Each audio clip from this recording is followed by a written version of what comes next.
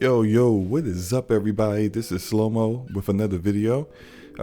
Today, we're going to talk about ChinaJoy 2019. And if you're not aware, ChinaJoy 2019 is a gaming conference for Chinese developers and publishers. It happened late last week, I think on Thursday and Friday. Potentially also Saturday as well. But ChinaJoy, it was featuring a lot of games that you will see from the China Hero Project.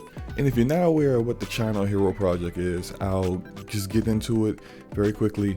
China Hero Project is about getting indie developers and publishers more opportunities in the console space. Some of these developers, this will be their first time making a console game, but they've previously made mobile games before. So this is a great opportunity to show really talented devs out on a global scale. And so a lot of these devs are showing really awesome games for the first time to a bigger audience. So let me get into what I would say is the top 4 games that I saw at ChinaJoy. The first one I'm gonna get into is Convallaria. Convallaria is being developed within the Unreal Engine by Long Force. Long Force is the developer, being published by Sony Interactive Entertainment, and is coming out on the PlayStation 4. Now, there hasn't been any release date yet, but when you look at this game, you're looking at essentially a third-person action shooter, definitely multiplayer. It has some really good elements here as far as the ability to use jetpacks to evade enemy fire. It seems that like your characters can have a multitude of different abilities, and not much else is known about it right now, but it looks great. It looks the action looks very fast-paced, and I'm hoping there are going to be some elements here of just character building, character development, build diversity. If you guys see my videos before, you already know I love games that allow me to be innovative and have different builds, different ways to play the game with a particular character, having different skill loadouts, things like that. So that's what I'm looking forward to with this one, and hopefully that's something that the developer Long Force is implementing. Next up is AILIMIT. And AILIMIT is being developed by Palm Pioneer and Sense Game Studios. Palm Pioneer has previously made another indie game called Tales of the Neon Sea. Haven't tried that one out yet. Might be something I might look into later. Palm Pioneer and Sense Games are developing AILIMIT, and AILIMIT looks like an action RPG game in the vein of Nier Automata. No date has been announced for this game yet, and the only platform I'm aware of is coming out on is PlayStation 4, but this game has essentially a rich variety of weapons for you to use, and each weapon will provide like a different unique combat stance. So you can essentially think about having a different weapon would then change the way you attack enemies, which I think is pretty cool. It's also supposed to have multiple endings, which is always a plus to me. That brings more replayability for me to go back, and just a reason to go back and try the game again. And from what the developer is saying, players can wear a variety of headgear, body wear, limb wear, and other components to adjust their abilities and create unique outfits. The outfits part I don't really care too much about, but adjusting their abilities part I'm all down for.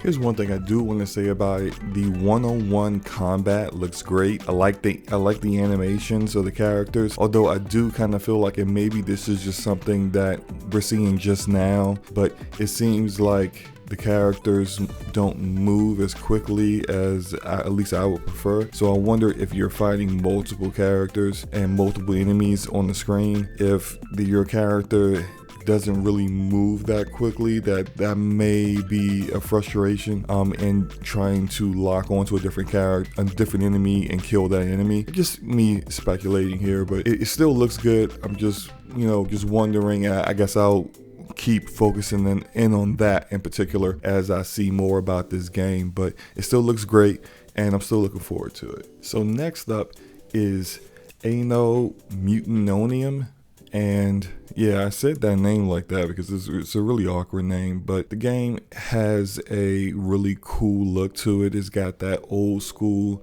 look with a futuristic setting. It reminds me a lot of Cyberpunk and or Blade Runner. It just has that artistic direction for it. But this game is being developed by Battlefield Infidels and is being run through the Unity engine. And this game doesn't have a release date, but it is expected to be out on the PlayStation 4.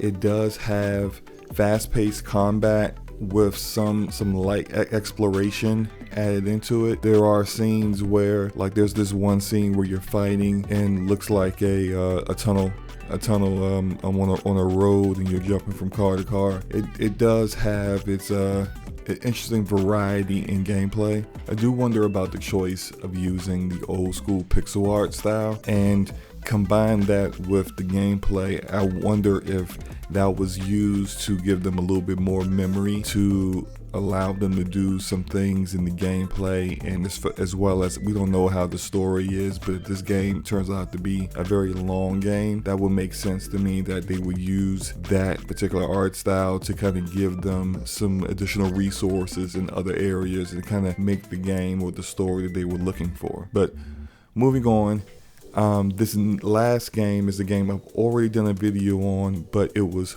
also at ChinaJoy, and I did not want to basically not cover it just because I had already did a video on it. But this last one is Genshin Impact. And just real quick, Genshin Impact looks amazing. It's being developed by indie developer MiHoYoHo, and the game looks like if if you played Breath of the Wild, but with like a Nier Automata gameplay style, or a more fast-paced action gameplay style, it looks like it's going to be a huge hit when it finally comes out. This one will be released on PlayStation 4, Android, and iOS mobile devices, and PC sometime next year in 2020. And yeah, that's it. So, you know, this is something that I was pleasantly surprised to find out about the ChinaJoy event. And I've known about the China Hero project for a while. These games are all in the second phase of that. Games in the first phase I've covered before, but though some of those we will be able to see some of those games at Gamescom later this month. We'll definitely be seeing Boundary, potentially Lost Soul Aside, although that's not a guarantee, but Boundary definitely will be there. And you know, I'm really excited for what these games have to offer, and I hope you guys are too. That will conclude my video. Hope you guys have made it all the way to this point. If you have, I appreciate you. Hit the like button if you enjoyed the video. Hit the comment section to let me know if any of these games are something that you're interested in, and something that you want to hear more about. And you guys have a great day. Take care.